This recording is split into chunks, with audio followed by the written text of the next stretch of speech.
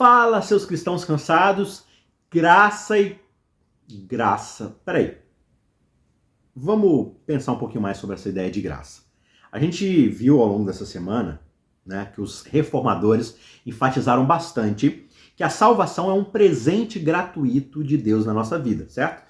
Então, quando Paulo sauda, e eu saudo vocês aqui, graça, né? Graças a todos, estou falando que aquilo que Deus dá de bom grado, que Ele dá gratuitamente, que isso alcance você.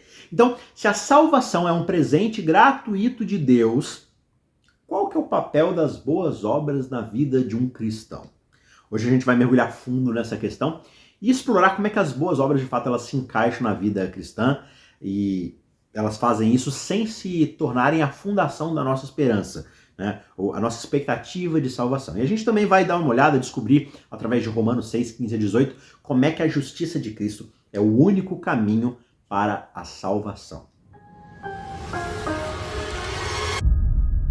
A Bíblia é clara ao afirmar que a salvação é um ato de Deus. A salvação ela não é baseada em méritos humanos, ela é única e exclusivamente baseada na graça de Cristo. Lá em Efésios capítulo 2, versos 8, 9, a gente lê que nós somos salvos pela graça mediante a fé. E isso não vem da gente, isso é um dom de Deus. Não é alcançado por meio de obras, de esforço humano, para que a gente não receba glória por algo que nós não merecemos. E essa passagem, ela é muito importante, justamente porque ela estabelece a fundação da nossa fé. A salvação, ela vem de Deus, ela é um presente que nós não merecemos, portanto, recebemos gratuitamente. Por isso, a gente não tem que se gabar ou que receber qualquer glória por algo que nós não fizemos. Então, onde é que as boas obras elas vão encaixar no meio disso tudo? Porque Tiago, lá no capítulo 2, verso 17, vai falar pra gente que a fé, se não tiver obras acompanhando, ela é morta em si mesma. Então, como é que fica esse conceito? Será que isso não significa que as obras de fato salvam, porque elas desempenham um papel na nossa fé? Né? Não. Elas são simplesmente, Tiago vai dizer, a manifestação natural de uma fé que é viva e ativa. Veja, as boas obras elas são uma resposta do cristão ao amor imensurável de Deus. Elas são uma forma da gente viver a fé que nós professamos e de testemunhar a transformação que Deus opera nas nossas vidas. Porque pense bem, o que é a salvação? A gente entende salvação muitas vezes como simplesmente eu estava indo para o inferno, aí Deus me salvou e agora eu vou para o céu. Mas a salvação é muito mais profunda do que isso. Salvação é a transformação que ocorre na nossa vida que muda o nosso caráter. Nós éramos filhos das trevas, praticávamos as obras das trevas e agora somos colocados na luz do Filho, na luz do seu amor. E por isso passamos a praticar as obras da luz. Lembra que o contexto aqui do grande conflito é sempre o engano versus a verdade, a luz versus as trevas, as más obras versus as boas obras. Então, dando um passo atrás, se eu sou salvo pela graça através da fé, eu sou salvo de quê? Eu sou salvo da minha condição pecaminosa, da minha incapacidade de fazer boas obras inspirados pelo Espírito Santo, fazer aquilo que Deus me criou para fazer. Então eu sou salvo dessa indisposição com Deus e sou colocado agora num caminho de justiça. Essa é a salvação e a transformação que ocorre na minha vida. Então, se eu acredito que sou salvo pela fé, mas eu continuo o tempo todo na minha vida de uma forma obstinada, pecando e fazendo más obras, significa que não há fé que está ali operando e transformando para a minha salvação. Porque, de fato, eu não fui salvo ainda de viver para mim mesmo, de viver de uma forma egoísta.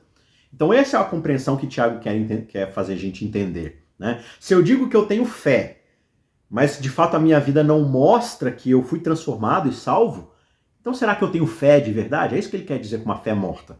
Não é que as boas obras influenciam na nossa salvação. É que se não há boas obras após a nossa salvação, não houve salvação para começo de conversa. Portanto, a fé nunca existiu. É isso que Tiago está dizendo. Ele está dizendo que as obras são a causa da nossa fé ou a causa da nossa salvação. Lá em Romanos 6, versos 15 a 18, Paulo vai aprofundar essa compreensão quando ele discute como nós nos tornamos servos da justiça através da fé em Jesus Cristo. O apóstolo Paulo ele questiona: o que diremos nós então? Será que devemos permanecer no pecado para que a graça de Deus seja mais abundante? Ou seja, quanto mais eu peco, mais Deus demonstra a sua graça, então isso mais mostra que ele é gente boa. Paulo vai dizer, de modo nenhum, de forma alguma, vira essa boca para lá, jamais isso aconteça. Esse trecho de Paulo enfatiza que Embora nós estejamos debaixo da graça, ou seja, a salvação é um presente gratuito, nós não estamos debaixo da lei para alcançar a salvação, por outro lado, nós somos chamados, por essa graça, a vivermos uma vida que reflita a justiça do Deus que nos salvou. Então, isso mostra pra gente que, enquanto a salvação ela é um presente gratuito, ela nos conduz a um caminho de santidade e boas obras como consequência. Por quê? Porque nós estamos sendo salvos e transformados para isso. Mas essas boas obras não são o meio da salvação, elas são o seu fruto, o seu resultado. Tá certo? Agora, como é que nós podemos viver essa realidade no dia a dia sem confundir a origem da nossa salvação com as obras que nós realizamos? E aqui vão algumas dicas muito importantes. A cada ato bom, a cada coisa boa que você fizer, mantenha o seu foco em Cristo. Todos os dias lembre-se de que a sua salvação é um presente de Deus por meio de Jesus. Deixe que essa verdade oriente todas as suas ações. E quando você fizer coisas boas, lembre-se que tudo que tem de bom vem do Pai das Luzes, vem do nosso Deus. Tem um camarada chamado Michael English, um cantor, ele tem uma música que eu acho maravilhosa, onde ele diz: a única coisa boa que eu tenho dentro de mim é Jesus Cristo. O resto pode jogar fora. Muito interessante, né? Uma segunda dica: viva a sua fé de uma forma ativa.